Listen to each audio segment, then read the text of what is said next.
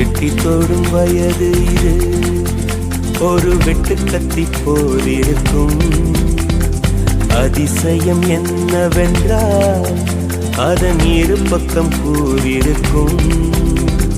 கனவுக்கு செயல் கொடுத்தால் அந்த சூரியனில் செடி முளைக்கும். புலன்களை அடக்கி வைத்தால் தினம் புது புது சுகம் கிடைக்கும்.